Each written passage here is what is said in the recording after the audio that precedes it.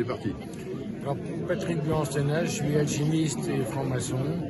Et évidemment, ce qui m'a intéressé, c'est le passage entre les deux.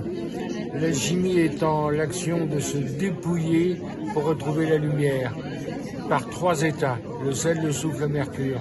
Et ce qui tombe bien, car chez nous, nous sommes des apprentis sages qui faisons trois passages. Alors de 3 en 3, et une fois qu'on a fait ces trois passages, bien sûr, on peut décrypter, c'est-à-dire sortir de la tombe, puisque après 3 passages, on trépasse. Eh bien, l'alchimiste va faire exactement ça sur la matière. Il va prendre une matière, il va la dépouiller, il va retirer sa peau. D'ailleurs, nous sommes des pèlerins, et le pèlerin, c'est celui qui se pèle.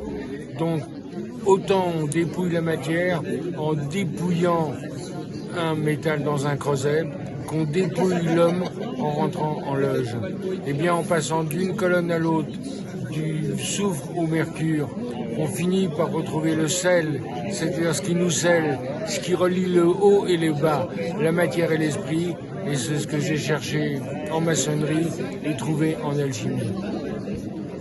Pouvez-vous nous parler de vos livres? Alors, j'écris un certain nombre de livres, évidemment.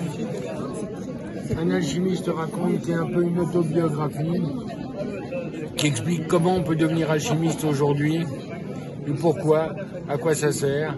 Et puis je me suis aussi intéressé à autre chose. J'ai écrit un roman qui est le premier d'une série de 4. Le pitch est: la bibliothèque d'Alexandrie n'a pas été détruite et je sais où elle est. Le premier tome est l'Antiquité, comment César retombe sur cette bibliothèque, comment il la déplace et non il la brûle pas. Il la déplace, comment et où il la met et pourquoi. Le deuxième tome en préparation va toucher particulièrement des choses qui m'intéressent, c'est les Templiers et les écuries du roi Salomon. Comment les Templiers retombent sur cette bibliothèque, qu'est-ce que ça leur apporte et qu'est-ce que ça leur coûte.